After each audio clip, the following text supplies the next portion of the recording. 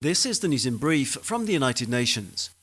UN Human Rights Chief Volker Türk on Wednesday condemned serious sexual violations allegedly carried out by Hamas militants during their terror attacks in southern Israel on the 7th of October.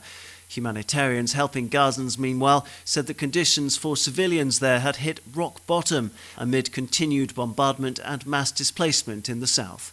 In Geneva, UN High Commissioner Türk said it was painfully clear that the atrocious attacks should be fully and independently investigated, and that his office had issued requests to Israel so that this could happen.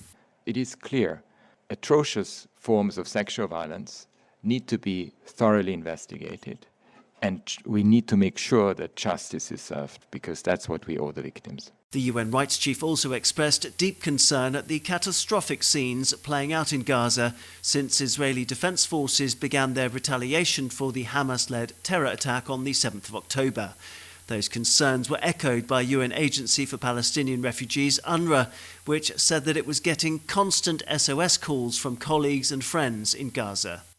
To Myanmar, where the UN High Commissioner for Human Rights has condemned the unbearable toll of the 2021 military coup and subsequent brutal crackdown on civilians.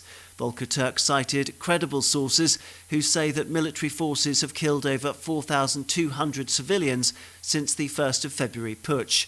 He said that civilians had suffered countless violations, including airstrikes, artillery shelling, enforced disappearances, sexual violence, and the burning of their homes, fields and villages. The UN rights chief added that the perilous situation of Rohingya Muslims was still unresolved, with no prospect of safe and sustainable return, a situation that continues to force many to risk their lives on dangerous sea journeys. COP28 news now from Dubai, where the UN climate chief said on Wednesday that delegates were not there to score points, as he urged them to take ambitious action on curbing global warming. Simon Steele's call to government negotiators comes halfway through the latest UN climate conference. So far, no agreement has been reached on financing for climate adaptation or the fate of fossil fuels. Adding its voice to the call for urgent action, the UN Migration Agency, IOM, highlighted how climate adaptation measures are needed in Iraq. It says that a tidal wave of salty seawater is inching northwards and already destroying countless palm groves, citrus trees and other agricultural crops in Iraq's southernmost governorate, Basra. Further north in Tikar Governorate, IOM warned that marshes are drying up because of several factors, including a lack of rain, the construction of dams by Iraq's neighbours, and the absence of sustainably managed water resources locally.